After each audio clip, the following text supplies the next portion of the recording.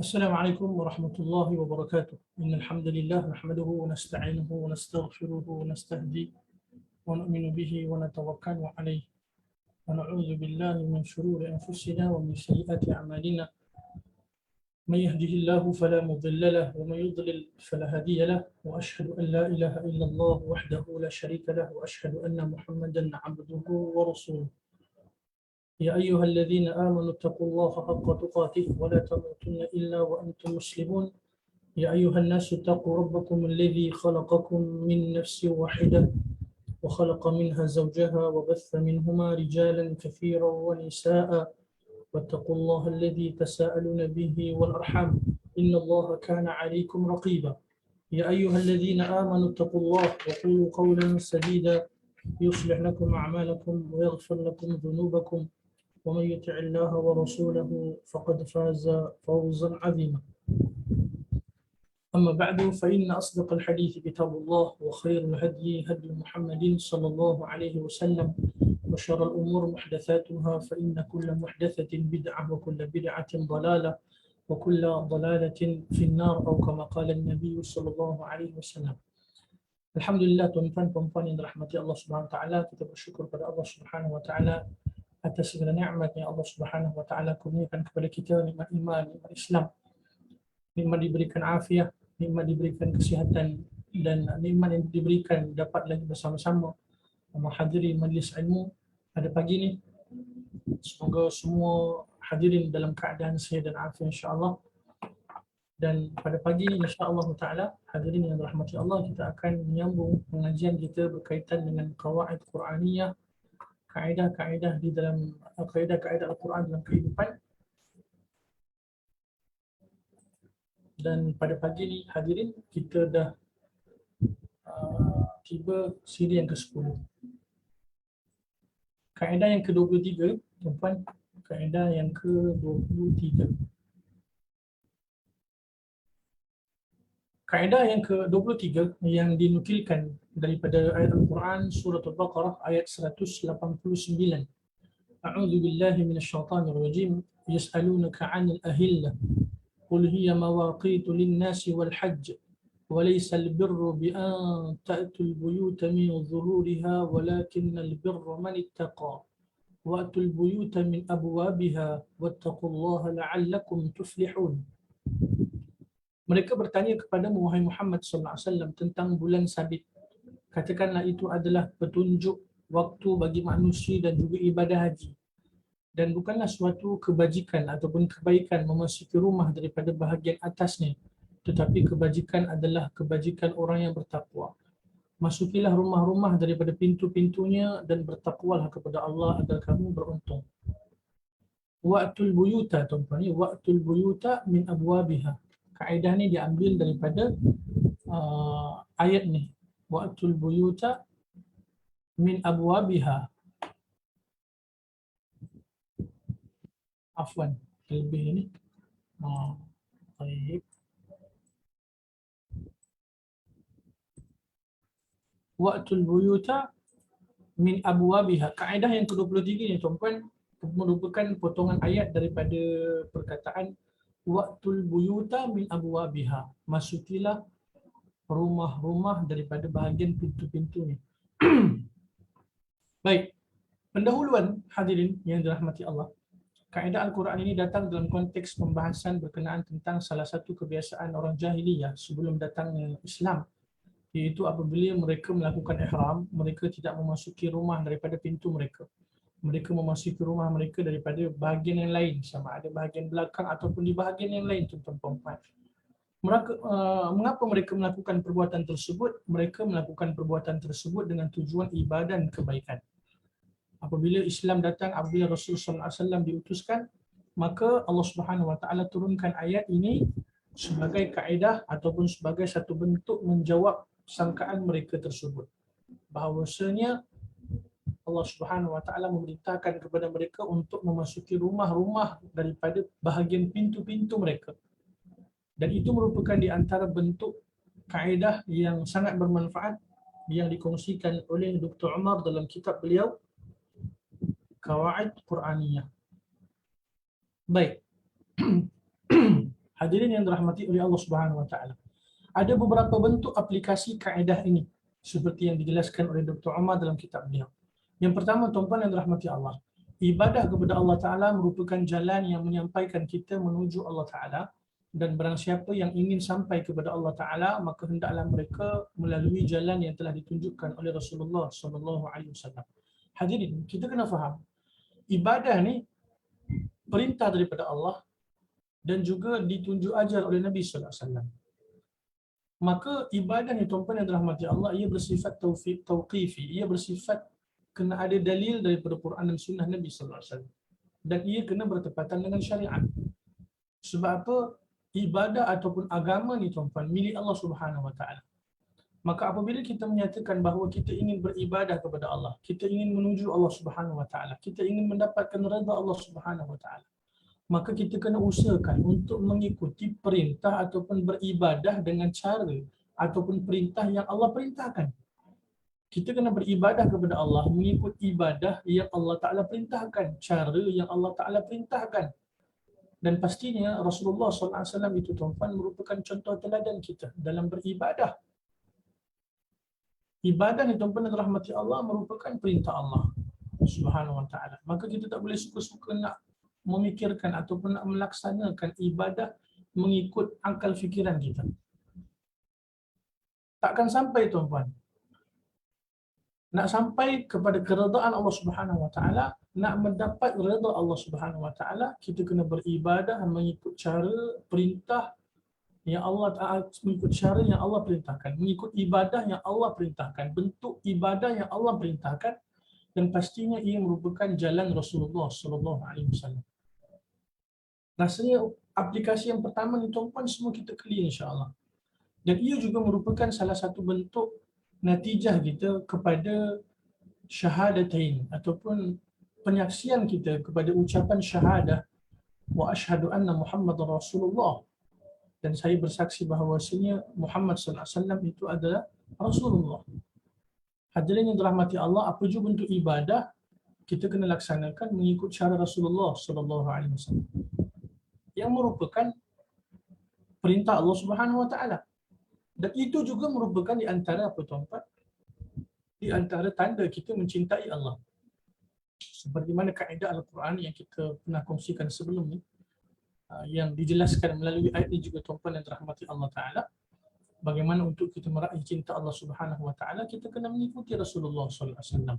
Allah Subhanahu wa taala berfirman, "Qul in kuntum tuhibbunallah fattabi'uni yuhibbukumullah wa yaghfir lakum dhunubakum wallahu ghafurur rahim." Katakanlah, wahai Muhammad, jika kamu benar-benar mencintai Allah, maka kalian kena ikuti aku. Nescaya aku akan cinta kepada kalian dan aku akan ampunkan dosa-dosa kalian. Hadirin yang dirahmati Allah, bentuk aplikasi yang pertama ni rasanya semua clear insya-Allah. Dalam beribadah ni, tuan-tuan, kita kena ada prinsip.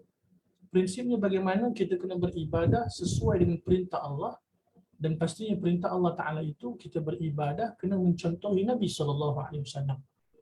Kita kena beribadah sesuai dengan panduan syariat.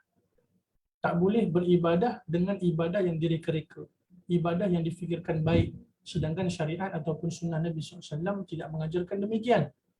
Maka ini di antara perkara yang kita kena berpegang teguh dengan itu pada rahmat Allah. Waqtul buyuta min abwabiha.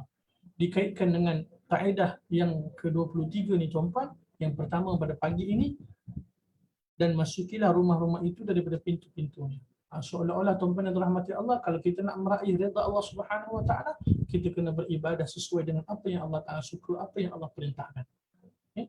Rasanya ini jelas insya-Allah.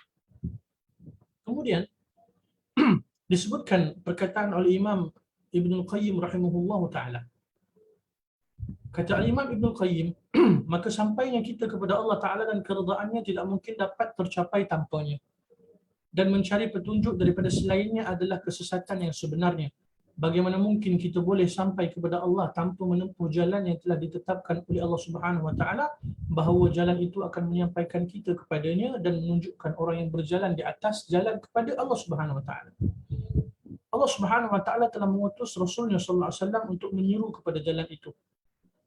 Maknanya hadirin jelas daripada apa yang disebutkan oleh Imam Ibn Qayyim rahimahullah, apabila kita nak menuju Allah Ta'ala, kita kena mengikuti jalan yang Allah Ta'ala tunjukkan, jalan yang Allah Ta'ala perintahkan. Jika sebaliknya kita tak akan bertemu dengan jalan tersebut. Ya? Baik.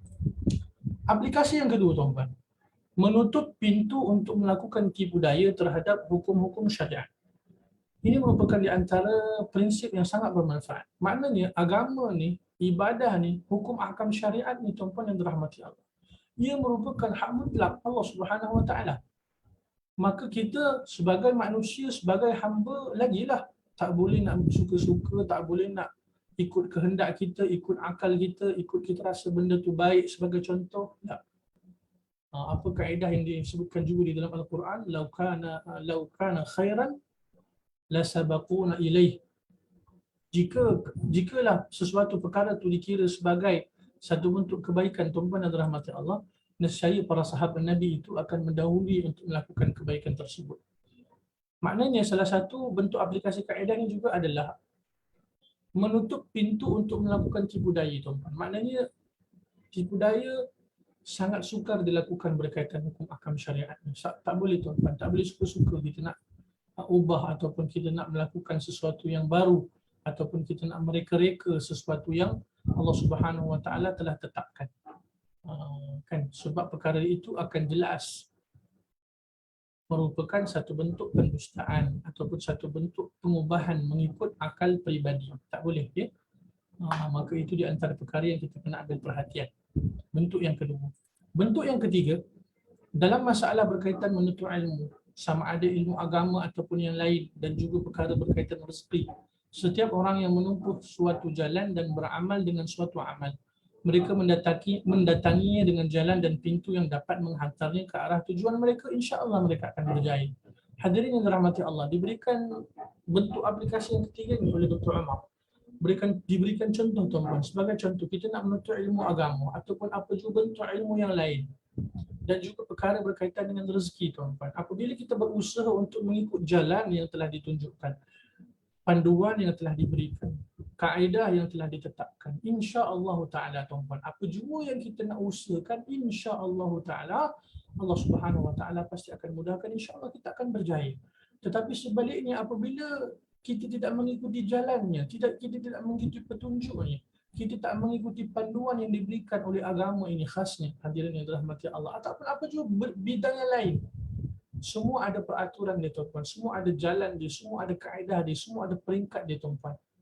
Maka insya-Allah Ta'ala apabila kita berusaha untuk menempuh, berjalan di atas jalan yang benar seperti mana yang Allah Subhanahu Wa Ta'ala perintahkan, maka insya-Allah kita akan sampai ke jalan yang kita nak tuju itu. Dan apabila berkaitan dengan rezeki ataupun berkaitan dengan urusan dunia ini, tuan-tuan, insya-Allah Ta'ala Allah Ta'ala pasti akan memudahkan kita berjaya.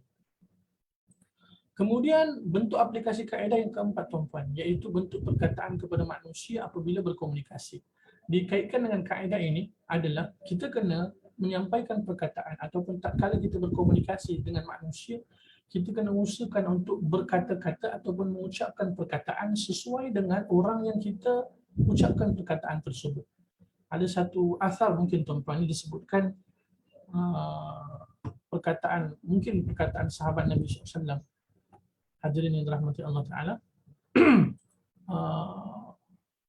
Qulu linnas ala qadri uqulihim. Lebih kurang perkataan itu, tuan-tuan, kamu berkata-katalah ataupun mengucapkanlah perkataan dengan manusia mengikut kadar umur mereka ataupun mengikut kadar akal mereka, mengikut kadar akal mereka. Kalau kita nak ucapkan perkataan kepada orang yang awam, tuan-tuan, sebagai contoh, maka kita janganlah ucapkan perkataan yang agak berat, terlalu akademik sebagai contoh, yang mungkin tak difahami oleh semua orang. Tetapi sama juga keadaan dia kalau kita tengah mengucapkan perkataan ataupun menyampaikan ataupun tengah berkomunikasi dengan orang-orang yang kita katakan orang-orang yang akal ataupun tingkatan akal mereka tinggi, tuan-tuan, ni profesor ke sebagai contoh, maka kita kena usahakan untuk perkataan yang kita nak ucapkan itu sesuai dengan apa yang mereka boleh mudah untuk mereka fahami. Dan itu di antara bentuk perkara berkaitan dengan kaedah ini yang disebutkan oleh Dr. Umar hafizahullah Ta'ala. Kita kena menyampaikan perkataan sesuai dengan perkataan ataupun gaya bahasa orang yang kita nak ucapkan perkataan tersebut. Dalam bab berkomunikasi, tuan-tuan dan rahmati Allah. Dalam keadaan kita nak menyampaikan agama ni ataupun kita nak mendidik anak-anak kita, mestilah kita usahakan mengeluarkan perkataan peringkat yang sesuai dengan mereka, yang mudah mereka nak fahami. Kan? Sama juga tuan-tuan yang dirahmati Allah Ta'ala, ia merupakan salah satu bentuk kaedah berkomunikasi yang ditunjuk ajar oleh Nabi SAW. Macam mana Nabi SAW berkomunikasi dengan orang awam, macam mana Nabi SAW berkomunikasi dengan para pemimpin sebagai contoh, bagaimana Nabi SAW berkomunikasi di antara para sahabat Nabi radhiyallahu ta'ala anhum ajma'in, maka itu di antara perkara-perkara yang kita kena usahakan untuk kita contohi. Kemudian yang ketiga, tuan-tuan rahmati Allah, tatkala berusaha untuk bertaubat dan memperbetulkan kesalahan dan kesilapan yang pernah dilakukan. Maknanya apa? Apabila kita berusaha untuk bertaubat, kita nak berusaha untuk memperbetulkan kesalahan dan juga kesilapan kita, maka kita kena usahakan untuk bertaubat dan memperbetulkan kesalahan dan kesilapan mengikut jalan yang benar. Kita nak bertaubat pada Allah Ta'ala dengan taubat nasuha, taubat yang sungguh-sungguh, taubat yang sebenar yang telah ditunjuk ajar berdasarkan Quran dan sunnah Nabi SAW. Bukanlah kita nak bertaubat tu tuan-puan ataupun nak membetulkan kesalahan kita, kesilapan kita dengan akal kita semata-mata. Kita kena mengikuti jalan yang telah ditunjuk ajar oleh Quran dan juga sunnah Nabi SAW. Maka insya-Allah Ta'ala Allah Subhanahu Wa Ta'ala pasti akan memudahkan kita. Allah Subhanahu Wa Ta'ala pasti akan menerima taubat kita, tuan-tuan. Tetapi sebaliknya, apabila kita bertaubat sebagai contoh, apabila kita berusaha untuk memperbetulkan kesalahan, kesilapan kita, tuan-tuan, bukan dengan cara, bukan dengan jalan yang telah ditunjuk ajar oleh Quran dan sunnah Nabi SAW, maka taubat, maka kesalahan dan kesilapan kita, mana mungkin Allah Ta'ala akan terima, tuan-tuan. Maknanya apa?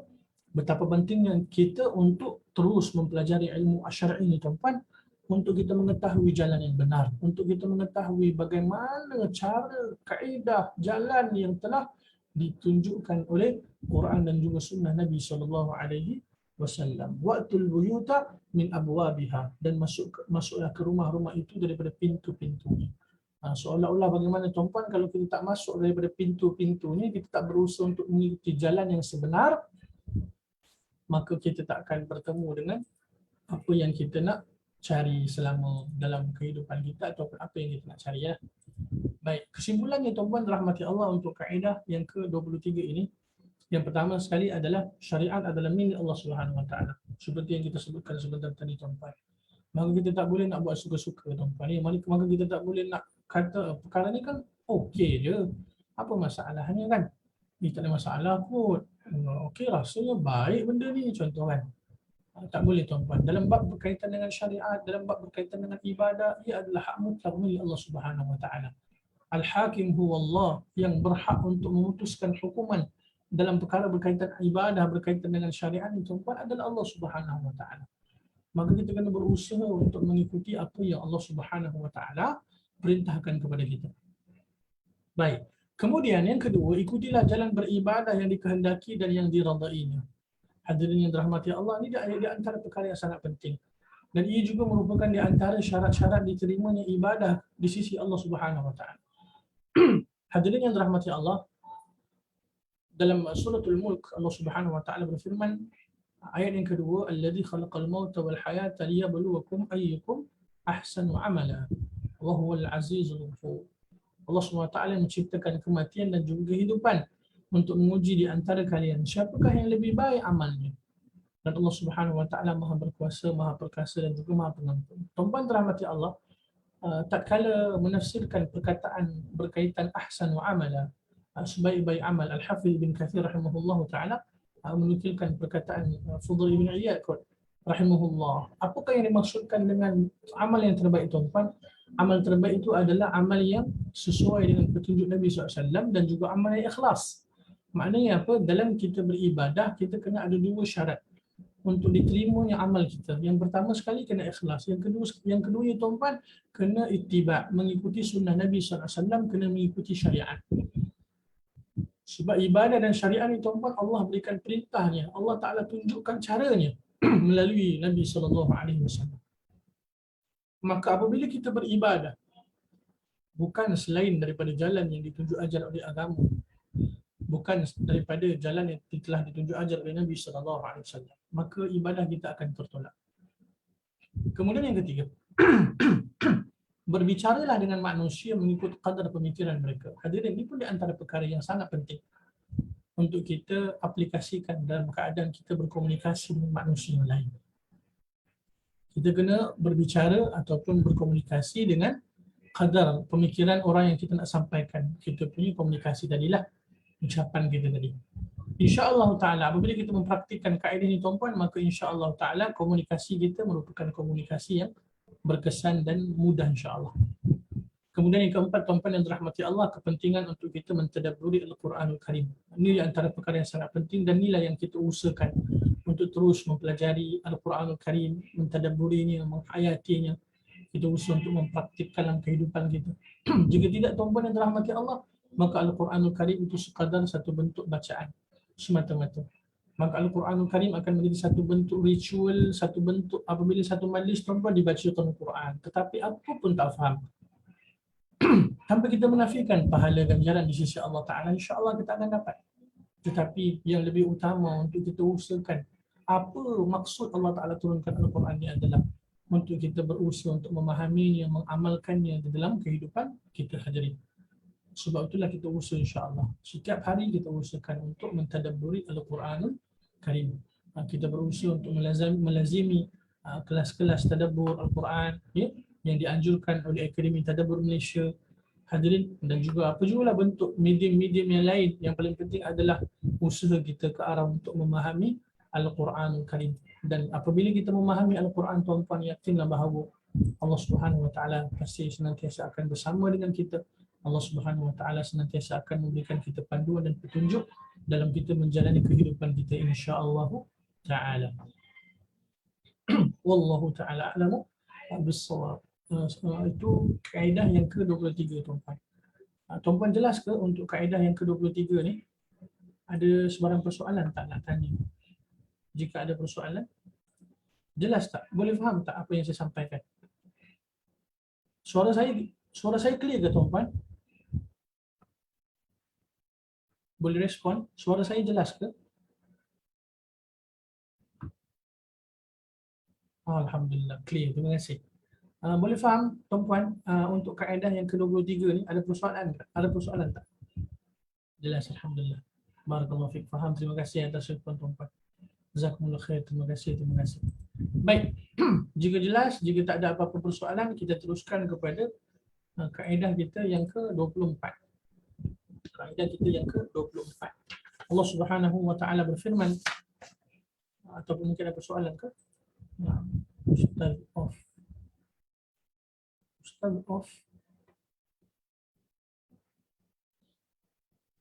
Apa maksud Ustaz off? Assalamualaikum. Tadi tak dapat cakap Ustaz. Baik. Tak, saya tak off pun tak perasan. Ya. Yeah. Tak ada nak tanya apa, hanya bila Ustaz kata suara jelas ke, alhamdulillah jelas Ustaz. Saya tak risau orang, saya seorang tak dengar ke macam tu kan. Okey, terima kasih Ustaz. Barakallahu fiikum. Baik, jika semua jelas tuan-tuan, alhamdulillah kita teruskan untuk kaedah yang ke-24 ya. Kaedah yang ke-24 dinukilkan melalui firman Allah Subhanahu wa taala dalam surah Al-Ankabut ayat yang ke-69.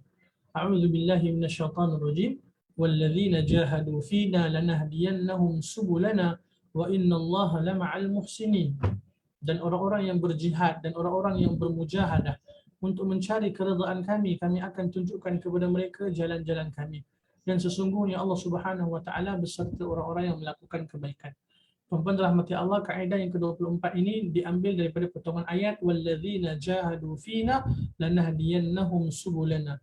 Dan orang-orang yang berjihad dan orang-orang yang bermujahadah dan orang-orang yang bersusah payah untuk mencari keredaan kami, kami akan tunjukkan kepada mereka jalan-jalan kami.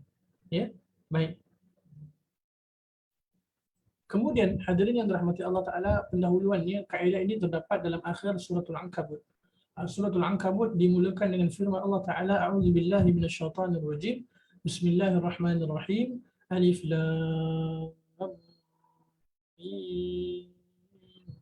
أحسب الناس أن يتركوا أن يقولوا آمنا وهم لا يفتنون ولقد فتنا الذين من قبلهم فليعلمن الله الذين صدقوا وليعلمن الكاذبين.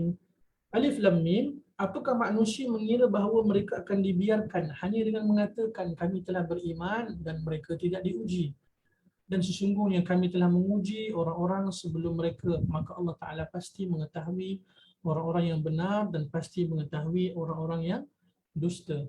Hadirin yang dirahmati Allah Ta'ala, seakan-akan ditutupnya surah ini dengan jawapan persoalan daripada beberapa ayat pada awal suratul Ankabut, seperti mana yang kita kongsikan sebentar tadi, tuan-tuan rahmati Allah. Allah Ta'ala menyatakan di awal suratul Ankabut, ayat yang kita bacakan ni tuan-tuan, apakah manusia itu menyangka ataupun mengira bahawa mereka akan dibiarkan sahaja dengan mengatakan kami telah beriman sedangkan mereka belum diuji, dan sesungguhnya kami telah menguji orang-orang sebelum mereka. Baik-baik. Baik-baik. Jazakumullah khair.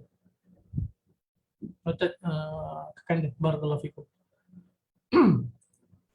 Dan sesungguhnya kami telah menguji orang-orang sebelum mereka, maka Allah Ta'ala pasti mengetahui orang-orang yang benar dan pasti mengetahui orang-orang yang berdusta. Hadirin yang dirahmati Allah Ta'ala, seolah-olah apa yang Allah Ta'ala nyatakan dekat sini, jawapan dia dekat mana tuan-tuan yang dirahmati Allah? Jawapan dia dekat yang kita kongsikan. Walladzina jahadu fina lanahdiyannahum subulana. Dan barang siapa yang bermujahadah, bersusah payah untuk mencari keredaan kami, kami akan tunjukkan kepada mereka jalan-jalan kami. Maksudnya tuan-tuan rahmati Allah, kita kena faham di antara sunnatullah dekat dunia ni tuan-tuan, kita kena faham dan kita kena letakkan dalam hati kita satu bentuk perfahaman bahawasanya tuan-tuan yang dirahmati Allah, dalam agama ni tuan-tuan yang dirahmati Allah, jalan dakwah ini penuh dengan susah payah dan mujahadah. Dan pada masa yang sama, dunia merupakan tempat ujian bagi orang yang beriman pada Allah. Hadirin, apabila kita mengatakan kita beriman kepada Allah, apabila kita mengatakan kita merupakan di antara pengikut Rasulullah sallallahu alaihi wasallam, apabila kita mengatakan bahawasanya kita beriman dengan berusaha untuk mengikuti para sahabat Nabi radhiyallahu anhum ajma'in dalam beragama, kita kena bersedia dengan ujian dan dugaan tuan-tuan. Dan pada masa yang sama kita kena memahami bahawa dalam agama ni memang susah payah, mujahadah, jihad tu tuan-tuan rahmati Allah merupakan di antara sunnatullah yang Allah letakkan di dalam jalan orang-orang yang berpegang teguh dengan agama. Jangan kita menyangka bahawa apabila kita mengatakan kita akan beriman, jalan-jalan yang kita lalui ini tuan-tuan penuh dengan kesenangan, kemewahan, kelapangan. Tidak. Apabila kita mentadaburi ayat Al-Quran, kita memahami apa yang Allah Ta'ala cerita di dalam Al-Quran di kalangan para anbiya, para rasul terdahulu tuan-tuan, di kalangan umat-umat yang terdahulu, terutamanya orang-orang yang beriman kepada Allah. Jalan yang Allah Ta'ala berikan kepada mereka tuan-tuan, ujian yang Allah Ta'ala berikan kepada mereka sangat besar. Dan itulah jalan-jalan yang sebenarnya yang kita juga akan lalui apabila kita berusaha untuk berpegang teguh dengan agama, kita berusaha untuk berpegang teguh dengan amalan agama ni tuan-tuan. Sebab itulah fitrah ataupun sunnatullah sebagai orang beriman ni tuan-tuan, mereka akan senantiasa diuji oleh Allah Subhanahu Wa Taala. Seperti mana juga kita pernah kongsikan sebelumnya. Apabila Allah berikan kita kesusahan, apabila Allah Ta'ala uji kita dengan musibah, ujian dan sebagainya, itu bukanlah semata-mata merupakan sebab dosa dan kesalahan kita tuan-tuan. Tidak. Ia juga merupakan di antara sebab Allah Ta'ala nak meningkatkan kedudukan kita di sisi Allah Subhanahu Wa Ta'ala. Allah nak meninggikan darjat kita di sisi Allah Subhanahu Wa Ta'ala. Maka itu di antara sunnatullah tuan-tuan yang kita kena terima. Orang beriman ni mereka akan sentiasa diuji oleh Allah Subhanahu Wa Ta'ala dengan pelbagai ujian tuan-tuan, sebagai satu bentuk untuk meningkatkan kedudukan mereka di sisi Allah, untuk mereka lebih dekat kepada Allah Subhanahu Wa Ta'ala, untuk mereka mengetahui bahawasanya dunia ni merupakan penjara bagi mereka. Seperti mana dalam hadis Nabi SAW yang sahih, ad-dunya sijnul mu'min wa jannatul kafir. Dunia ni merupakan penjara bagi orang beriman dan juga syurga bagi orang kafir. Hadirin. Sebab itu kita kena memahami. Dan apabila Allah Ta'ala uji kita sebagai orang yang beriman pada Allah, bahkan semakin hebat ibadah kita, bahkan semakin kita berusaha untuk semakin dekat dengan Allah, semakin besar ujian dan dugaan kepada kita tuan-tuan, mengikut kadar iman kita yang Allah Subhanahu Wa Ta'ala Maha mengetahui. Dan apa juga bentuk ujian, yang Allah Subhanahu wa taala berikan kepada kita, tuan-tuan. Ya, ketahuilah dan yakinlah bahawa insya-Allah taala kita mampu untuk menghadapinya. Allah Subhanahu wa taala berfirman, la yukallifullahu nafsan illa wus'aha. Allah taala tak akan membebani seseorang itu melainkan dengan kemampuan dia ataupun dengan kesanggupan dia. Cuma tuan-tuan rahmati Allah, kita kena berusaha untuk terus bersabar dan terus bersabar menghadapi apa juga bentuk ujian daripada Allah. Dan yakinlah, tak kala kita bersusah payah untuk agama ni tuan-tuan, tak kala kita bermujahadah, bersusah payah, bermujahadah, berjihad untuk menghadapi ujian dan dugaan dekat dunia ni tuan-tuan, yakinlah pada Allah, lanahdiyannahum subulana. Allah Taala akan memberikan kita hidayah berbentuk jalan-jalan hidayah tuan-tuan. Allah Subhanahu wa taala akan mudahkan kita untuk mentaati perintah Allah. Kita akan lebih dekat kepada Allah Subhanahu wa taala. Dan itu di antara sunnah para anbiya, para rasul, orang-orang saleh, orang-orang beriman daripada dulu tuan-tuan sehingga hari kiamat. Ada dua prinsip utama dalam kaedah ni tuan-tuan, seperti yang dijelaskan oleh ulama. Yang pertama sekali tuan-tuan rahmati Allah, mencurahkan kemampuan bersungguh-sungguh untuk mencapai tujuan menuju Allah Ta'ala. Kemudian yang kedua, ikhlas kepada Allah Ta'ala. Baik, yang pertama tuan-tuan kita jelaskan, mencurahkan kemampuan bersungguh-sungguh untuk mencapai tujuan menuju Allah Ta'ala. Tuan-tuan, dalam keadaan kita berusaha untuk menjadi hamba Allah Ta'ala ini, kita kena berusaha bersungguh-sungguh. Sebagai contoh, apabila kita berusaha untuk menuntut ilmu tuan-tuan, kita berusaha untuk bersungguh-sungguh, sebaik-baik tuan-tuan. Apa yang kita mampu kita berikan. Komitmen kita berikan. Sungguh-sungguh tuan-tuan. Mujahadah. Dekat dunia ni memang tempat untuk kita didik keinginan nafsu kita tuan-tuan. Walaupun nafsu kita ni memang suka kepada perkara-perkara yang tak baik. Kita kena tekan, kita kena didik, kita kena lawan nafsu kita. Yang mana nafsu dan syahwat ni memang mengajak senantiasa ke arah kebaik, keburukan tuan-tuan secara umum ni. Ya? Maka kita usaha untuk didik nafsu kita, syahwat kita ni ke arah yang lebih bermanfaat. Sungguh-sungguh. Memang susah payah tuan-tuan. Dalam dunia ni, kehidupan kita dekat dunia ni memang kena mujahadah. Kena susah payah. Dia memang kena ada satu bentuk jihad tuan-tuan rahmat Allah. Bukan bersenang lenang, kan, santai-santai, tidak tuan-tuan ya. Kemudian yang kedua, ikhlas kepada Allah Ta'ala. Dan kita usahakan apa yang kita buat ni kerana apa tuan-tuan? Kerana untuk meraih keredaan Allah SWT. Mengejar apa yang Allah Subhanahu Wa Ta'ala janjikan kepada kita. Syurga Allah Subhanahu Wa Ta'ala. Dan kita pun telah jelaskan seperti mana sebelum ni tuan-tuan. Ikhlas tidak menafikan ihtisab. Ikhlas tidak menafikan ihtisab tuan-tuan. Maksudnya apa? Ikhlas ni tidak menafikan apabila kita berusaha untuk meraih ganjaran pahala di sisi Allah Ta'ala. Ia tak mengganggu keikhlasan pun. Bahkan ia merupakan di antara ciri-ciri amalan tersebut ikhlas kepada Allah Ta'ala bila mana mereka itu ada ihtisab. Apa ihtisab tuan-tuan? Mengira-ngira, yakin, mengharapkan ganjaran pahala daripada Allah Subhanahu Wa Ta'ala. Bahkan ia bukan merupakan satu perbuatan yang syirik ni tuan-tuan. Kadang ada satu bentuk kefahaman yang salah faham tuan-tuan bila mana dia kata apa? Kamu tak boleh beramal kerana syurga. Kamu tak boleh beramal kerana pahala. Jika tidak, kamu akan melakukan syirik kepada Allah. Nah, ini merupakan di antara perkara yang salah faham tuan-tuan, yang kita kena berikan pencerahan dan penjelasan. Hadirin, ganjaran, pahala, syurga, keutamaan, fadilat, siapa yang janjikan tuan-tuan? Allah Subhanahu Wa Ta'ala. Bahkan Rasulullah sallallahu alaihi wasallam dalam banyak hadis Nabi sallallahu alaihi wasallam menyebutkan keutamaan, fadilat, syurga dan sebagainya. Maka apabila kita tidak berkeinginan untuk meraih ke apa juga yang Allah Ta'ala dan Rasulnya janjikan, persoalannya macam mana tuan-tuan? Seolah-olah kita tak yakin. Ya, seolah-olah secara zahirnya seolah-olah macam kita sombong sebenarnya tuan-tuan yang dirahmati Allah. Ya. Berkaitan dengan ihtisab ni kita biasa dengar bila? Semasa bulan Ramadan. Dan sebenarnya ihtisab ni tuan-tuan kita kena usahakan untuk praktikkan dalam apa juga untuk ibadah kita. Nabi SAW sebut apa dalam hadis, man sama Ramadan imanan wa ihtisaban ghufira lahu ma taqaddama min dhanbi. Barang siapa yang berpuasa di bulan Ramadan dengan penuh keimanan dan juga ihtisab, mengharapkan ganjaran pahala di sisi Allah, mengira-ngira pahala ganjaran di sisi Allah Ta'ala, ghufira lahu ma taqaddama min dhanbi, Allah Subhanahu Wa Ta'ala akan ampunkan dosa-dosa yang telah lalu. Hadirin yang dirahmati Allah. Dalam Quran, berapa banyak ayat Quran tentang jannatun tajri min tahtiha al-anhar. Allah Ta'ala janjikan syurga yang mengalir di bawahnya sungai-sungai. Subhanallah. Syurga Firdaus. Nabi SAW memerintahkan kepada kita, mohonlah pada Allah untuk meminta syurgatul firdaus, jannatul firdausil a'la, syurga firdaus yang paling tinggi. Sahabat-sahabat Nabi SAW, Nabi janjikan tuan-tuan semasa peperangan, siapa yang mampu untuk menghalang tentera kafir ini, falahumul jannah, baginya syurga Allah Subhanahu wa taala. Dan disebabkan targhib ataupun galakkan daripada Nabi SAW tu tuan-tuan, maka para sahabat Nabi semakin bersemangat, semakin lebih ke hadapan hadirin. Adakah kita nak mengatakan bahawa mereka tidak ikhlas kerana Allah Ta'ala? La, ikhlas tuan-tuan. Pada masa yang sama, ikhlas tu kena faham. Kita kena yakin dengan janji-janji Allah Ta'ala. Yakin dengan apa yang Allah Ta'ala Rasul janjikan kepada kita. Dan ia tidak merosakkan keikhlasan.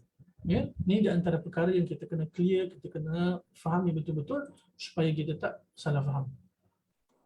Baik. Kesimpulan dia tuan-tuan, ini di antara kaedah yang agak ringkas sebenarnya dijelaskan di dalam kitab ni tuan-tuan dan rahmat Allah. Cumanya mungkin sebelum kita membaca berkongsi berkaitan dengan kesimpulan ni tuan-tuan dan rahmat Allah, mungkin juga kita boleh ceritakan berkaitan dengan mujahadah para sahabat Nabi radhiyallahu taala anhum ajma'in. Yang mana tuan-tuan kita semua pasti tak mampu untuk menghadapi ujian yang Allah berikan kepada mereka apabila Allah uji kita.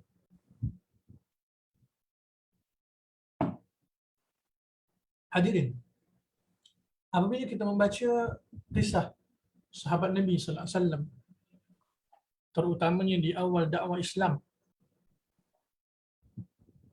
di antara yang tercatat dalam sejarah para sahabat Nabi radhiyallahu anhum ajma'in adalah berkaitan dengan susah payah ujian yang Allah berikan kepada mereka di kalangan sahabat Nabi yang mula-mula memeluk Islam. Iaitu di antaranya siapa tuan-tuan? Keluarga sahabat Nabi yang bernama Yasir radhiyallahu taala anhum. Siapa tuan-tuan keluarga Yasir radhiyallahu anhu? Sumayyah radhiyallahu anha, Ammar ibn Yasir radhiyallahu taala anhuma.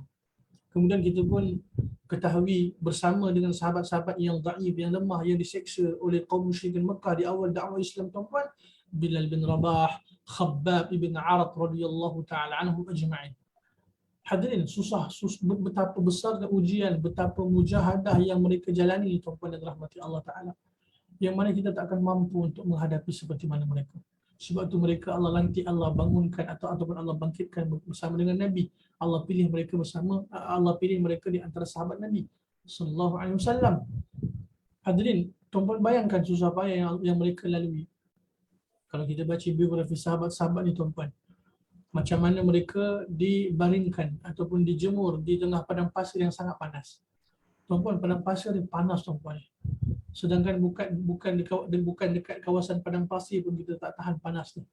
Kalau kita pergi Mekah, Madinah tuan-tuan, di kawasan yang memang kalau musim panas tu kita memang tak tahan nak berada dekat luar lama.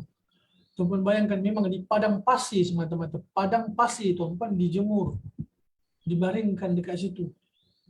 Dalam keadaan diriwayatkan dipakaikan pula dengan baju besi tuan-tuan. Dahlah panas pakai pula baju besi. Kemudian Bilal bin Rabah radhiyallahu taala an diletakkan pula batu besar di dada dia tuan-tuan. Subhanallah. Apa yang keluar daripada hati-hati mereka tuan-tuan, daripada mulut-mulut mereka ahadun ahad. Dan sahabat-sahabat Nabi dua orang, keluarga Yasir tadi, Yasir radhiyallahu taala dan juga isterinya Sumayyah radhiyallahu taala anha syahid tuan-tuan, diseksa sehingga meninggal dunia. Dan juga Ammar bin Yasir radhiyallahu taala anhu pun akhirnya syahid di medan perang, mengikuti sahabat-sahabat Nabi yang lain berjihad di jalan Allah Subhanahu wa taala. Kemudian tuan-tuan dan rahmati Allah taala, siapa pula di antara Nabi sallallahu alaihi wasallam dan juga sahabat-sahabat Nabi, betapa Allah taala uji mereka dengan kesusahan tuan-tuan, diboikot oleh kaum musyrikin Mekah.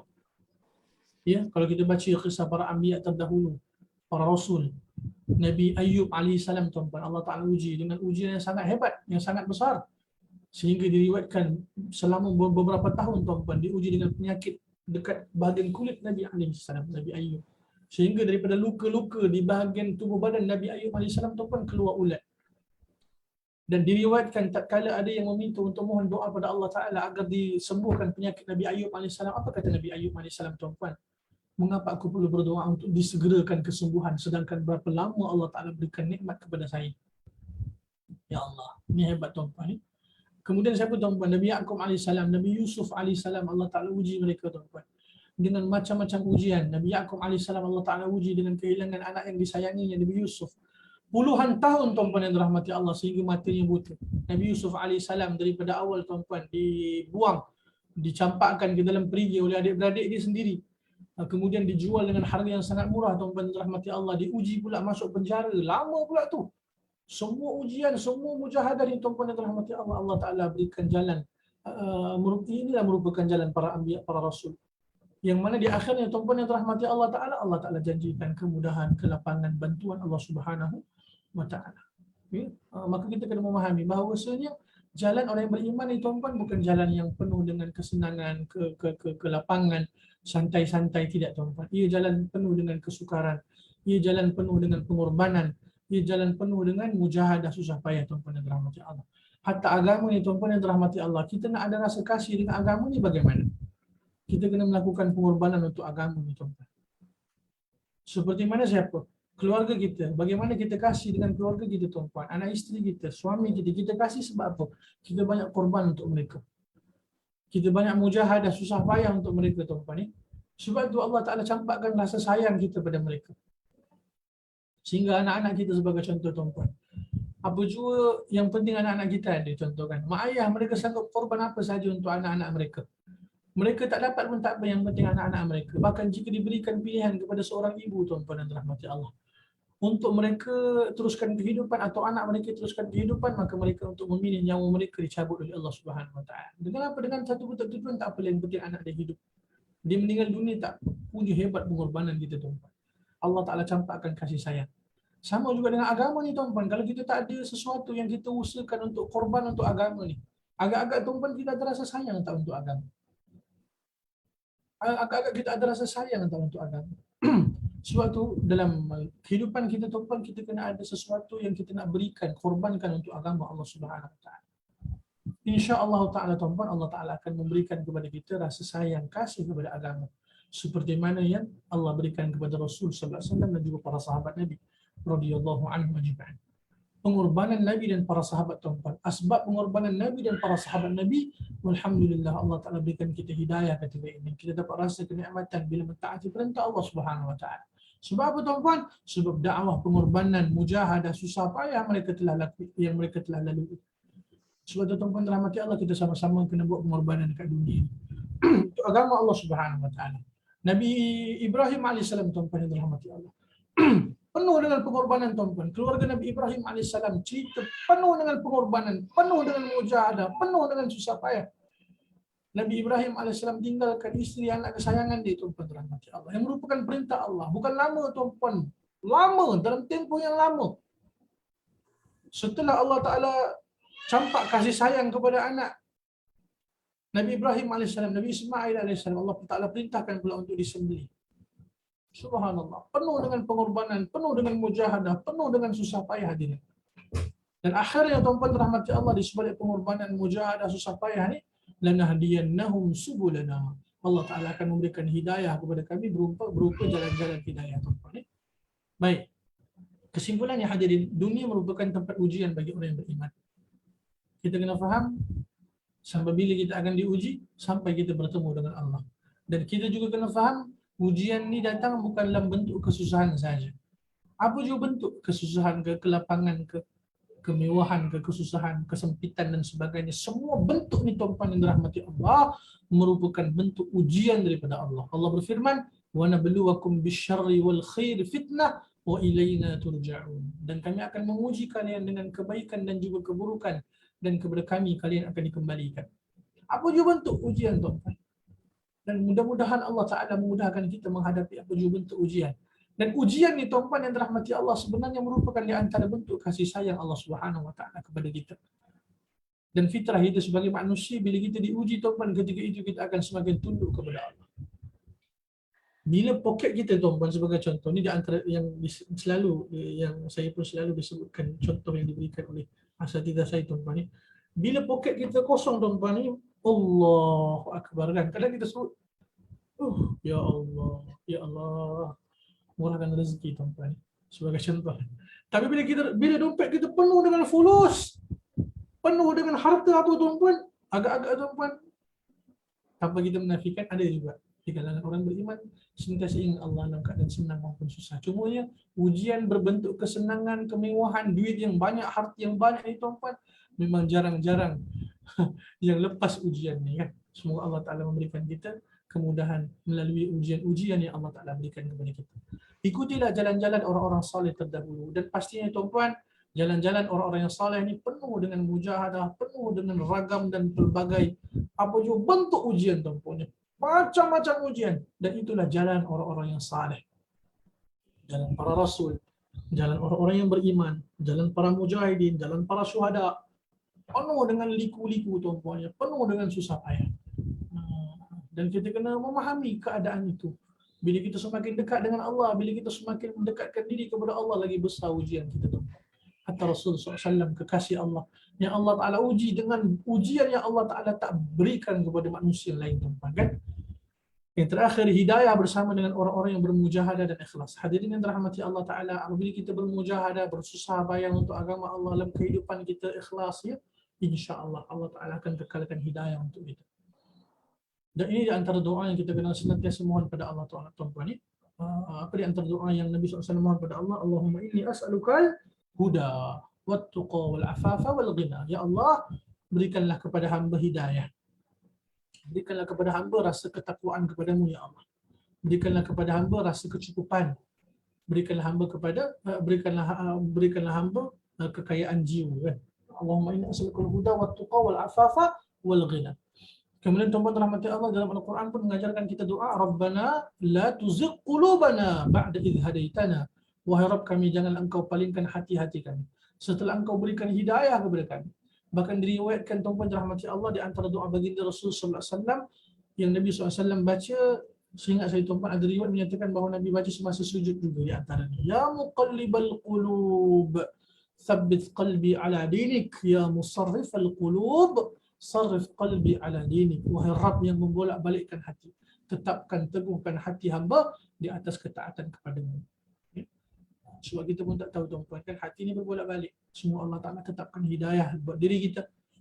Hati kita sentiasa istiqamah insya-Allah, dan akhirnya kita mengharapkan pada Allah Subhanahu Wa Ta'ala menerima segala amal kita. Sebab penerimaan Allah ni tuan-tuan sangat penting, dan itu yang kita harapkan.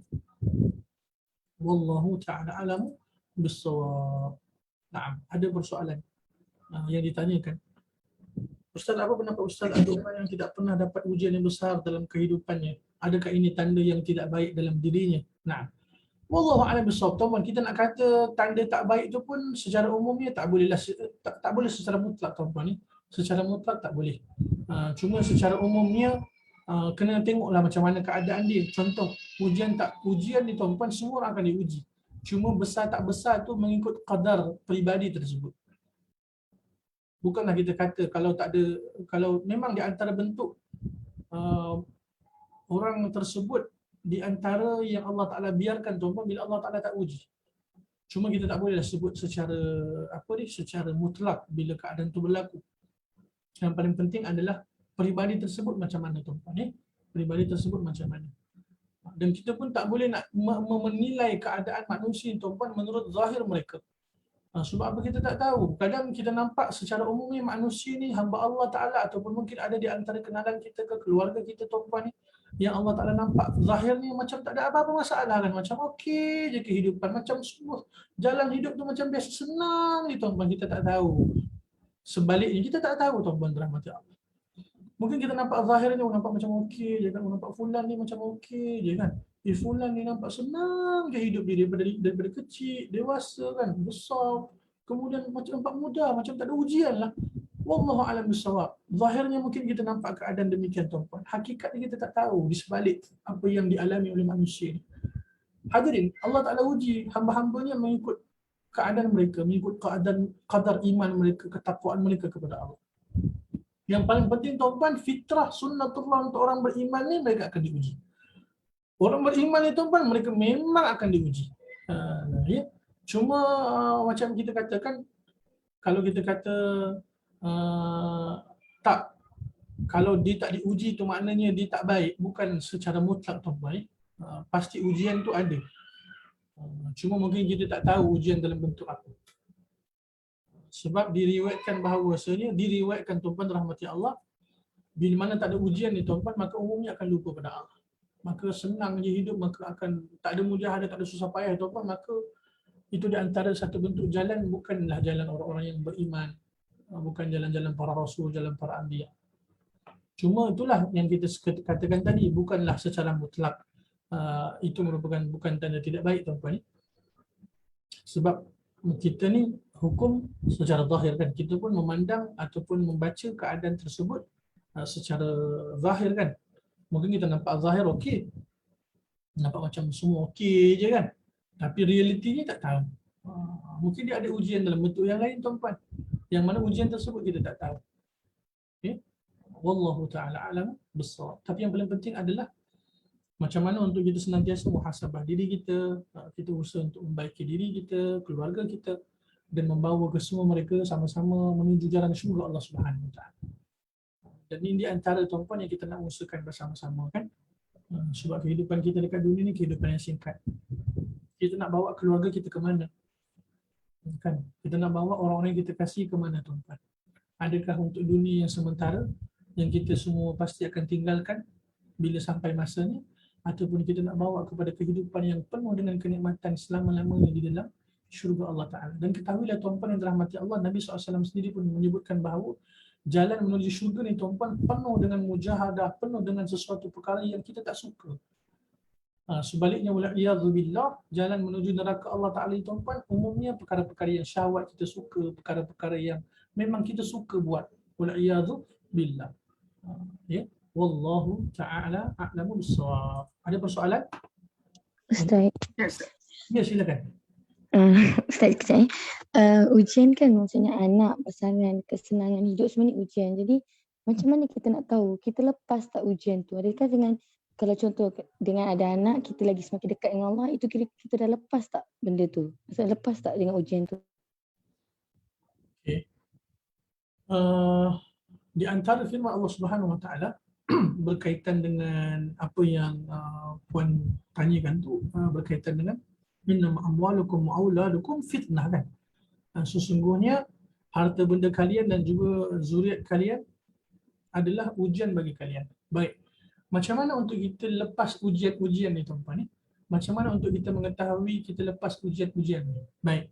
Kita nak tahu kita lepas ujian-ujian ni tuan-tuan adalah kita nak tahu kita betul-betul lepas tuan-tuan bila mana kita kembali pada Allah dalam keadaan husnul khatimah.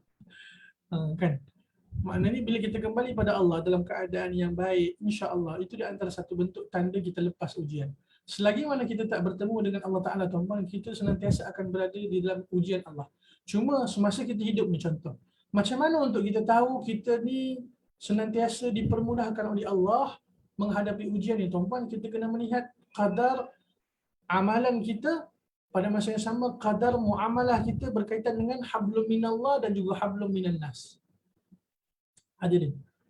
Sebab apa? Sebab tuan-tuan rahmati Allah, bila mana kedua perkara ni ataupun kedua hubungan kita ni, iaitu hubungan dengan Allah dan hubungan sesama manusia ni baik tuan-tuan, itu merupakan di antara tanda-tanda Allah Ta'ala mudahkan kita menghadapi apa juga bentuk ujian dekat dunia ni. Kedua-dua hubungan ni tuan-tuan kita kena baik.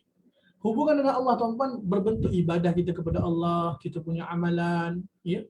Tetapi tuan-tuan rahmati Allah, semata-mata untuk ibadah kepada Allah Ta'ala itu bukan tanda orang-orang itu beriman dan orang-orang itu diterima oleh Allah. Sebab apa tuan-tuan rahmati Allah, disebutkan dalam hadis Nabi SAW di awal bab Kitabul Jami', karangan satu bab dalam kitab Bulughul Maram min Adillatil Ahkam, karangan Al-Hafiz Ibn Hajar Al-Asqalani rahimahullah. Di awal muqaddimah kitab ni tuan-tuan, beliau menyatakan bahawa beliau menukilkan hadis Nabi SAW, diceritakan kepada Nabi SAW berkaitan tentang seorang wanita tuan-tuan, yang mana wanita ni hebat ibadah dia. Banyak puasa tuan-tuan rahmati Allah, banyak bangun malam sebagai contoh. Memang untuk ibadah ni tip-top lah tuan-tuan ni. Pada masa yang sama tuan-tuan rahmati Allah, mulut dia sangat tajam menyakiti jiran tetangga ni. Ditanyakan kepada Nabi SAW berkaitan dengan keadaan perempuan ni tuan-tuan rahmati Allah, kata Nabi SAW apa? La khaira fiha hiya finnar. Wal'iyadzubillah. Tak ada kebaikan baginya, dia akan dimasukkan ke dalam neraka Allah SWT. Wal'iyadzubillah. Kemudian tuan-tuan rahmati Allah ditanyakan pula kepada Nabi SAW keadaan seorang perempuan tuan-tuan rahmati Allah yang lain, yang mana ibadah di tuan-tuan biasa-biasa. Maksud ibadah biasa-biasa ni dia jaga yang fardu, kemudian dia jaga puasa yang fardu tuan-tuan, yang and then kalau dia ada rezeki tuan-tuan, kelapangan rezeki dia berikan sedekah harta sekadar apa yang dia mampu. Tetapi tuan-tuan rahmati Allah, dia tak menyakiti hati jiran dia, lidah dia tak tajam. Maknanya dia memang berakhlak dengan manusia dengan akhlak yang mulia, bermuamalah, bermuasyarah dengan manusia dengan akhlak-akhlak yang mulia tuan-tuan. Maka kata Nabi SAW, hiya fil jannah. Maka dia akan dimasukkan ke dalam syurga Allah Subhanahu Wa Taala. Baik, sebab itu tuan-tuan rahmati Allah Taala, kita kena jaga dua-dua perkara ni tuan-tuan. Hubungan kita dengan Allah Taala dan juga hubungan kita dengan sesama manusia. Pada masa yang sama tuan-tuan rahmati Allah, hubungan kita dengan Allah Ta'ala itu tuan-tuan, para ulama sebutkan bahawa Allah Ta'ala itu maha pengampun, maha penyayang, maha pemurah tuan-tuan rahmati Allah. Dan kita usaha untuk yang terbaik insya-Allah. Sebaik-baiknya tuan-tuan. Alangkah baiknya kalau kita usaha dapat jaga hubungan dengan Allah dengan sebaik yang mungkin, pada masa yang sama hubungan dengan manusia pun kita dapat jaga sebaik yang mungkin. Cuma kedua-dua ni tuan-tuan kena ada. Dia tak boleh salah satu sahaja. Dia kena dua-dua tuan-tuan rahmati Allah. Kedua-duanya kena sama-sama. Kita kena usahakan. Dan apabila kedua-duanya kita dapat jaga tuan-tuan, insya-Allah Ta'ala semasa kita hidup dekat dunia ni, bererti secara zahirnya tuan-tuan, insya-Allah Allah memang memudahkan kita untuk menghadapi ujian-ujian dalam kehidupan kita. Cuma nak mengetahui dengan pasti kita dapat selesai ujian tuan-tuan, tak kala kita bertemu dengan Allah dengan husnul khatimah. Tak kala kita bertemu dengan Allah dapat ucap la ilaha illallah Muhammadur Rasulullah. Kata Nabi SAW, man qala la ilaha illallah, man kana akhiru kalamihi la ilaha illallah, dakhala al-jannah. Barang siapa yang Allah Ta'ala berikan taufik dapat ucap la ilaha illallah akhir kalamnya tuan-tuan, maka wajib syurga bagi. Wallahu Ta'ala alam bisawab. Sebab tu tuan-tuan yang dirahmati Allah, perkara berkaitan dengan akhlak ni memang sangat ditekankan oleh para ulama. Sebab tu kalau kita belajar kitab Bulughul Maram kan, min adillatil ahkam, kalangan Al-Hafidh Ibn Hajar, yang merupakan kitab hadis-hadis hukum tuan-tuan ni, beliau letakkan Kitabul Jami' ni, Kitabul Jami' di bab yang terakhir tuan-tuan. Kitabul Jami' ni adalah kitab bab berkaitan dengan hadis-hadis Nabi SAW yang berisi kandungan akhlak, adab, zuhud, riqa'ah yang melembutkan hati, berkaitan dengan akhlak yang mulia. Seolah-olah apa tuan-tuan rahmati Allah? Kata para ulama, seolah-olah Al-Hafidh Ibn Hajar nak sampaikan kepada kita, kalau kita duk belajar hukum akam ibadah apa semua ni tuan-tuan rahmati Allah, kalau kita tak clear bab akhlak kita, semua ibadah akhlak, semua ibadah syariat dan sebagainya akan rosak. Sebab tu dia letak Kitabul Jami' itu di bahagian bab akhir dalam kitab Bulughul Maram. Seolah-olah nak sampaikan bahawa tuan-tuan yang akan melengkapkan semua ibadah-ibadah hukum ahkam ni tuan-tuan, bila mana kita berusaha untuk menjaga akhlak kita, bila mana kita berusaha untuk menjaga muamalah kita, muasyarat kita, akhlak kita dengan manusia yang lain. Ya. Wallahu a'lam bissawab. Jelas ke Puan Syahira? Jelas Ustaz, alhamdulillah. Terima kasih. Baik, hadirin yang dirahmati Allah. Ustaz, Assalamualaikum. Ya, Waalaikumsalam. Silakan Puan. Nak tanya Ustaz, sebab Ustaz mention jihad tadi ya. Okey, bila selama ni bila kita dengar jihad, kita beranggapan macam berjuang bersungguh-sungguh kan maksud dia ya Ustaz kan? Ya, betul. Ya, okey, selalu gambaran tentang jihad ialah bila kita pergi berperang. Ya. Itu ya. Tapi okey, bagaimana kita boleh applykan jihad ini di dalam keluarga ataupun di dalam masyarakat kita? Macam mana kita apa amalan ataupun ibadah yang kita boleh lakukan ya untuk bersungguh-sungguh ni Ustaz? Insya-Allah. Okay, terima kasih Ustaz. Assalamualaikum. Waalaikumsalam warahmatullahi wabarakatuh. Soalan yang sangat baik. Terima kasih Bu Azia.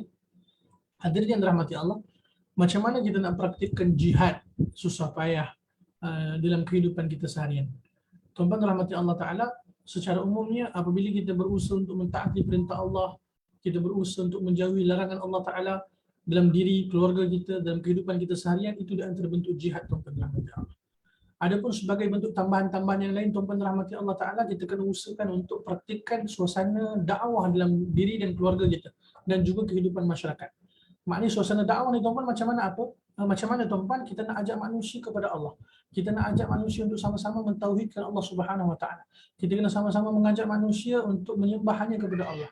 Kita kena mencegah manusia daripada kemungkaran tuan-tuan. Dan ini di antara bentuk mujahadah sebenarnya. bila mana kita usahakan untuk ada suasana agama, suasana dakwah dalam diri kita, dalam keluarga kita dan juga umumnya di kalangan masyarakat. Sebab dakwah ni tuan-tuan, secara umumnya, apa di antara maksud dakwah? Al-amru bil ma'ruf wan nahyu 'anil munkar.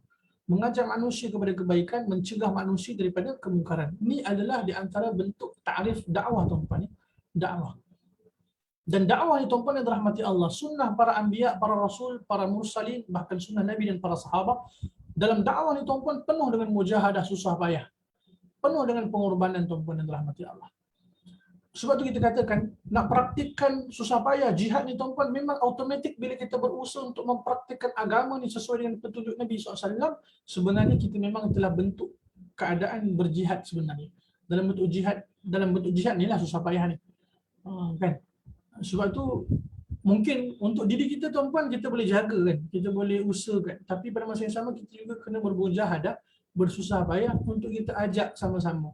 Bermujahadah susah payah untuk kita ajak keluarga kita, orang-orang kita kasihi, kan, jalan tetangga kita, umumnya umat Nabi SAW seluruhannya tuan-tuan, keseluruhannya.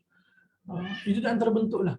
Pada masa yang sama kita kena usahakan ta'awanu 'alal birri wat taqwa kan, kita berusaha untuk membantu dalam kebaikan, dalam ketakwaan kita bantu tuan-tuan, kalau kita boleh bantu kita usahakan di antara orang-orang yang orang-orang yang memerlukan bantuan, kita kena bantu, dan itu di antara bentuk mujahadah sebenarnya. Apatah kalau kita memang boleh pergi sendiri tempat-tempat ni, kan, dia beza kalau kita memang bagi harta kita tuan-tuan dirahmati Allah, dia beza kalau kita pergi sendiri. Bagi harta mungkin mudah sikit, tapi kalau kita pergi sendiri, bagi masa kita, diri kita, sebab itulah apa di antara firman Allah Subhanahu Wa Taala di dalam Al-Quran dalam surah As-Saff tuan-tuan. Dalam surah As-Saff. Ya ayyuhalladzina amanu hal adullukum ala tijaratin tunjikum min azabin alim. Wahai orang beriman, maukah aku tawarkan kepada kalian satu perniagaan yang kamu tidak akan rugi, yang perniagaan tersebut akan menyelamatkan kalian daripada azab yang sangat pedih. Tu'minuna billahi wa rasulihi wa tujahiduna fi sabilillah bi amwalikum wa anfusikum. Dzalikum khairul lakum in kuntum la ta'lamun. Afwan, saya rujuk sekejap tuan-tuan ni, saya takut saya tersilap. Dalam surah As-Saff tuan-tuan ni, dalam surah As-Saff, ya ayyuhalladzina amanu hal adullukum ala tijaratin tunjikum min azabin alim. Naam, dalam surah As-Saff ayat yang ke-10 dan juga ayat yang ke-11. Ya ayyuhalladzina amanu hal adullukum ala tijaratin tunjikum min azabin alim. Tu'minuna billahi wa rasulihi wa tujahiduna fi sabilillahi bi amwalikum wa anfusikum. Dzalikum khairul lakum in kuntum ta'lamun. Wahai orang beriman, maukah aku tawarkan kepada kalian satu perniagaan yang perniagaan itu akan menyelamatkan kalian daripada azab yang sangat pedih. Kamu beriman pada Allah dan Rasulnya, dan kamu berjihad di jalan Allah dengan harta kamu dan juga diri kamu. Dan ketahuilah bahawasanya itulah kebaikan jika kamu mengetahui. Hadirin, maknanya apa tuan-tuan? Jihad dalam diri, dalam kehidupan kita seharian tuan-tuan rahmati Allah, bukan sahaja kita kena usahakan untuk kita keluarkan harta kita, tapi pada masa yang sama diri kita juga tuan-tuan kita kena libatkan. Maknanya kita juga yang kena terjun dalam medan dakwah ni, dalam medan untuk mengajak manusia kepada Allah, untuk mencegah manusia daripada kemungkaran. Lebih kurang macam itulah puan yang saya boleh respon persoalan Puan Azizah. Ustaz, okey, satu lagi ya, macam kan selalu dikatakan jihad juga ya, kalau kita membantu keluarga-keluarga Islam saudara kita di Palestin, di Yaman, Syria ya. Betul. Itu juga satu jihad kita juga kan Ustaz? Itu pun antara bentuk jihad. Pada masa yang sama tuan-tuan yang dirahmati Allah Taala, itu di antara salah satu bentuk jihad. Cuma itulah di antara perkara yang juga diingatkan oleh para ulama berkaitan dengan bantuan-bantuan dekat luar ni tuan-tuan ni.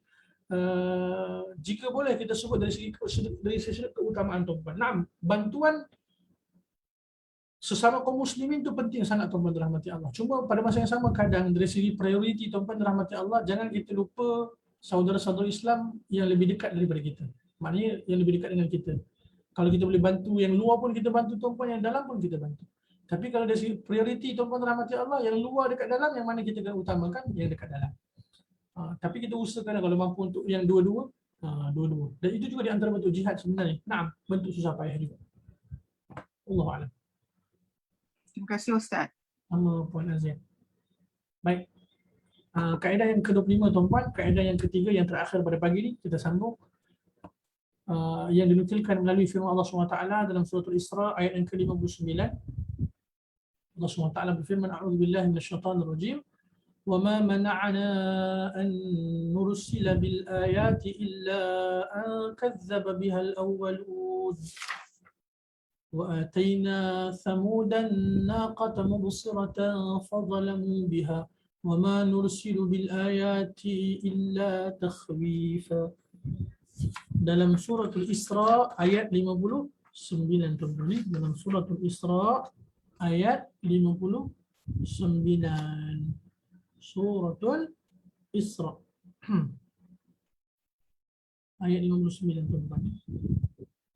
Wa ma mana'ana. Nah, wa ma mana'ana.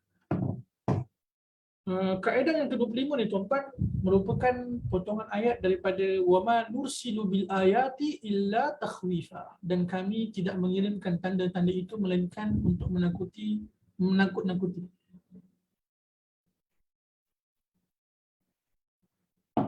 Baik. Pendahuluan, kaedah ini merupakan kaedah yang berkaitan dengan sunnah ilahiyah terhadap bangsa dan masyarakat. Beberapa bentuk penafsiran berkenaan tanda-tanda dalam ayat ini tuan-tuan. Maksud apa? Tanda-tanda bil ayat. Apakah yang dimaksudkan dengan bil ayat? Tanda-tanda tuan-tuan. Ada beberapa penafsiran di kalangan para ulama, di antaranya adalah kematian yang menyebar luas yang disebabkan oleh penyakit dan wabak. Kemudian mukjizat para rasul sebagai bukti kenabian. Ayat-ayat berkenaan pembalasan untuk menumbuhkan rasa takut agar tidak melakukan maksiat. Setiap orang beriman wajib merenungi, menghayati hikmah Allah Ta'ala menurunkan ayat-ayat tersebut. Hadirin, ini merupakan di antara penafsiran berkaitan dengan ayat Allah Ta'ala, وَمَا نُرْسِلُ بِالْآيَاتِ إِلَّا تَخْوِيفًا, dan kami tidak mengirimkan tanda-tanda itu melainkan untuk menakut-nakuti. Jelas tuan-tuan, ini maknanya ketika ini pun Allah Ta'ala menunjukkan di antara ayat Allah SWT, tanda-tanda Allah Ta'ala. Berapa banyak kematian tuan-tuan disebabkan COVID-19 ni kan? Wabak penyakit merebak tuan-tuan, dan sehingga kini pun, dan kita pun tak ketahui, kita pun tak melihat wabak ni tuan-tuan, dan kita pun tak melihat, kita pun tak tahu ke mana dia pun di antara satu penyakit kita pun tak tahu kan. Tiba-tiba je tuan-tuan rahmati Allah, wa'alaikumsalam, positif. Tiba-tiba tak lama lepas tu tuan-tuan rahmati Allah ditidurkan, kemudian meninggal dunia. Inna lillahi wa inna ilaihi raji'un. Baru ni tuan-tuan pagi ni ayah kepada rakan saya, junior saya dekat Universiti Melaya dulu, ayah dia meninggal positif COVID-19 tuan-tuan. Sebelum ni lah, wallahu alam sama ada meninggal sebab COVID ataupun penyakit lain. Cuma sebelum ni memang positif COVID-19 tuan-tuan, kemudian ditidurkan. Pagi ni meninggal dunia tuan-tuan. Semoga Allah Ta'ala merahmati beliau, meluaskan kubur beliau insya-Allah. Allah Ta'ala ampun dosa beliau. Juni saya tuan, baru dia khabarkan kepada saya pagi tadi, ayah dia telah meninggal dunia. Ala kulli hal hadirin, kita kena faham bahawasanya tanda-tanda Allah Ta'ala ini, ayat-ayat Allah Ta'ala ini tuan-tuan, sebagai satu bentuk Allah Ta'ala nak takutkan kita. Allah Ta'ala nak kita takut pada Allah. Allah Ta'ala nak kita kembali sujud pada Allah Ta'ala, bertaubat pada Allah, beristighfar pada Allah, muhasabah diri kita tuan-tuan, perbaiki diri kita, amal kita. Untuk apa tuan-tuan? Untuk kita kembali pada Allah Subhanahu Wa Ta'ala. Penjelasan kaedah, Imam Qatadah rahimahullah menjelaskan sesungguhnya Allah Ta'ala menakutkan manusia dengan tanda-tandanya. Sebab apa tuan-tuan? Sebab Allah Ta'ala mengkehendaki agar manusia mengambil pelajaran. Manusia ingat kepada Allah. Manusia kembali kepada Allah Subhanahu Wa Ta'ala. Sebab tu Allah Ta'ala bagi tanda-tanda ni tuan-tuan. Sebab apa? Bima kasabat aydin nas zahar al-fasadu fil bahri wal bar. Allah Ta'ala menyatakan bahawa telah berlaku kerusakan di dunia ni tuan-tuan rahmati Allah. Sebab apa? Bima kasabat aydin nas. Sebab apa? Sebab tangan-tangan manusia. Manusia wajib bertaubat kepada Allah apabila peringatan daripada ini tiba. Sebab itu tuan-tuan, apa di antara nasihat para ulama kepada kita tak kali kita menghadapi COVID-19 ni khas ni tuan-tuan? Untuk kita banyak bertaubat dan beristighfar kepada Allah. Dan apabila Allah Ta'ala murka secara umumnya tuan-tuan rahmati Allah, azab Allah Ta'ala ni tuan-tuan, bila Allah Ta'ala mengkehendaki untuk dikenakan azab pada satu tempat tuan-tuan, semua akan kena. Beriman tak beriman, semua akan kena tuan-tuan. Sebab itulah betapa pentingnya kita kena usahakan untuk hidup suasana dakwah dalam negara kita, dalam kehidupan kita tuan-tuan. Sebab apa? Bila mana kemungkaran tu lebih berbanding kebaikan, bila mana kebatilan lebih berbanding kebenaran, maka Allah Subhanahu Wa Taala akan buat keputusan tuan-tuan, azab bala akan tiba tuan-tuan ni, dan kesemuanya akan menimpa. Semua akan dapat, beriman tak beriman semua akan dapat, beramal tak beramal semua akan dapat tuan-tuan. Allah Taala memerintahkan untuk tidak mengulangi dosa dan kesalahan umat yang terdahulu yang Allah Taala timpakan azab kepada mereka. Sebab itu bila kita membaca Al-Quran, mentadabburi kisah-kisah di dalam Al-Quran, maka kita akan bertemu dengan kisah-kisah umat-umat terdahulu yang Allah Ta'ala timpakan azab kepada mereka. Dan Allah Ta'ala nyatakan mengapa Allah timpakan azab kepada mereka, teman-teman. Dan bila kita membaca, mentadabburi kisah-kisah tersebut, Allah Ta'ala memerintahkan untuk kita jangan ulangi dosa dan kesalahan yang sama. Sebab apa, tuan-tuan? Allah Ta'ala juga ancam azab dan bala yang sama. Contoh kisah berkaitan dengan kaedah ini, tuan-tuan. Perkataan sahabat Nabi SAW, Abdullah bin Mas'ud radhiyallahu anhu berkenaan peristiwa gerhana bulan. Kata Abdullah bin Mas'ud radhiyallahu an dalam hadis dalam asar yang disebutkan oleh beliau, tuan-tuan,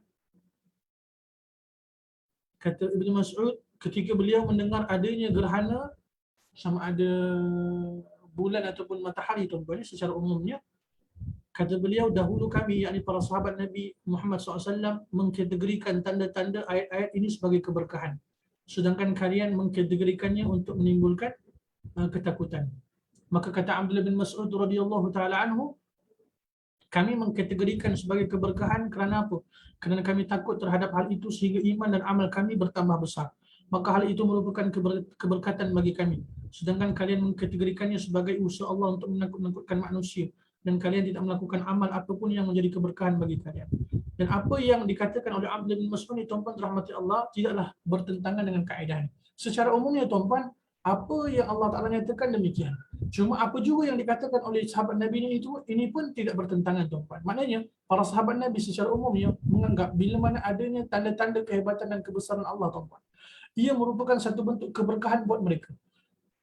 Maksud keberkahan buat mereka, tuan-tuan, bila mana datangnya peringatan ayat-ayat Allah, maka mereka akan semakin dekat dengan Allah.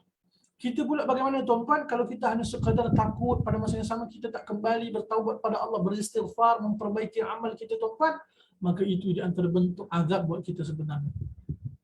Itu yang disebutkan oleh Abdullah bin Mas'ud radhiyallahu anhu. Kemudian yang kedua, gempa bumi yang berlaku di zaman Umar ibn Khattab radhiyallahu taala anhu. Gempa bumi yang berlaku di zaman Umar ibn Khattab radhiyallahu taala anhu. Hadirin yang dirahmati dan dikasihi oleh Allah Subhanahu wa taala. Diriwayatkan daripada Ibnu Abi Syaibah rahimahullah dalam musannaf beliau, tuan-tuan, ni, daripada Safiyah binti Abu Ubaid, dia berkata, telah terjadi gempa bumi pada zaman pemerintahan Umar bin Khattab sehingga katil-katil bergoncang, tuan-tuan. Dan itu bertepatan dengan Abdullah bin Umar radhiyallahu ta'ala anhuma ketika mana beliau sedang salat. Maka beliau tidak mengetahui adanya gempa bumi tersebut. Maka dia berkata, lalu Umar radhiyallahu ta'ala anhu berkhutbah di hadapan manusia, beliau berkata, jika gempa itu datang lagi, aku benar-benar akan keluar daripada tengah-tengah kalian. Maknanya apa, tuan-tuan rahmati Allah? Ia merupakan satu bentuk peringatan daripada Allah Subhanahu wa taala. Yang kedua, kemudian yang ketiga, faedah daripada doa yang diajarkan oleh Rasul sallallahu alaihi wasallam apabila angin bertiup kencang. Apabila angin bertiup kencang, tuan-tuan, kebiasaannya Nabi SAW akan berdoa. Seperti mana disebutkan oleh Imam Al-Bukhari dan juga Imam Muslim daripada Ummul Mukminin Aisyah radhiyallahu ta'ala anhuma, di antara doa Nabi SAW tatkala angin bertiup, Allahumma inni as'aluka khairaha wa khaira ma fiha wa khaira ma ursilat bih wa a'udzu bika min syarriha wa syarri ma fiha wa syarri ma ursilat bih. Ya Allah, sesungguhnya aku memohon kepadamu kebaikan angin ini, kebaikan apa yang terdapat padanya, dan kebaikan yang dikirimkan bersamanya. Dan aku berlindung kepadamu, ya Allah, dari keburukan angin ini, keburukan yang terdapat padanya, dan keburukan yang dikirimkan padanya. Maknanya apa, tuan-tuan rahmati Allah Ta'ala? Bila mana angin bertiup, tuan-tuan, apatah lagi kalau angin bertiup kencang, maka ia merupakan di antara dua keadaan. Sama ada angin itu datang dalam keadaan baik, ataupun angin itu datang dalam keadaan bentuk azab. Dan sebab itu dah dianjurkan kepada kita untuk senantiasa mohon doa pada Allah dengan doa-doa yang baik yang diajar oleh Nabi sallallahu alaihi wasallam. Yang ketiga, yang keempat, azab yang ditimpakan Allah Taala kepada kaum Nuh alaihi salam. Allah Subhanahu wa taala berfirman dalam surah Nuh ayat yang ke-25, a'udzubillahi minasyaitanir rajim. مما خطيئاتهم أغرقوا فأدخلوا نارا فلم يجدوا لهم من دون الله أنصارا. Disebabkan kesalahan-kesalahan mereka, mereka ditenggelamkan lalu dimasukkan ke neraka. Maka mereka tidak mendapat penolong-penolong bagi mereka selain daripada Allah Subhanahu wa taala. Kata Al-Hafidh Ibn Kathir rahimahullah, mimma khati'atihim, disebabkan kesalahan-kesalahan mereka, iaitu disebabkan banyaknya dosa-dosa mereka, kejahilan mereka, kekufuran mereka, penentangan mereka terhadap Rasul mereka, akhirnya mereka ditenggelamkan Allah Azza wa Jal dan mereka akan dimasukkan ke dalam neraka Allah Subhanahu wa ta'ala. Wal'iyadu billah. Sebab itu tuan-tuan rahmati Allah, peringatan daripada Allah, ayat-ayat daripada Allah ni merupakan di antara bentuk peringatan Allah Ta'ala kepada kita. Maka apabila datangnya peringatan daripada Allah kepada kita, tuan-tuan, kita kena take note, kita kena ambil maklum dan kita kena usaha untuk sama-sama memperbaiki diri kita, amal kita. Kesimpulan tuan-tuan rahmati Allah. Yang pertama sekali, tanda-tanda peringatan daripada Allah Ta'ala merupakan tanda kasih sayang Allah Ta'ala pada manusia. Hadirin, Allah Ta'ala akan berikan peringatan terlebih dahulu.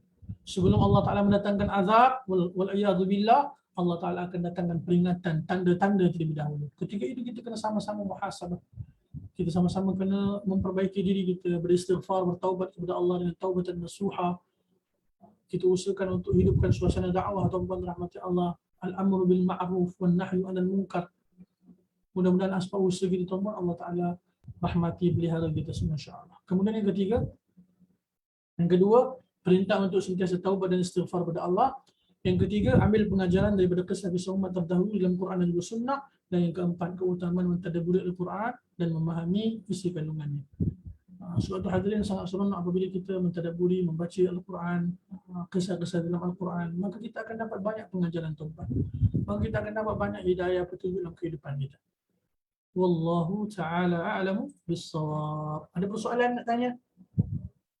Jelas ke? Jelas Ustaz. Boleh faham insya-Allah tuan-tuan? InsyaAllah Boleh. jelas. Ada persoalan nak tanya?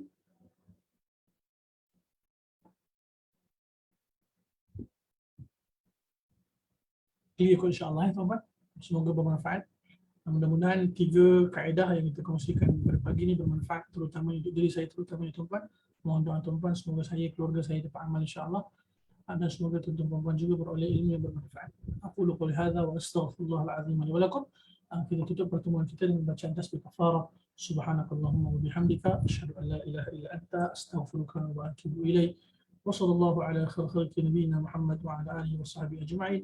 Wassalamualaikum warahmatullahi wabarakatuh.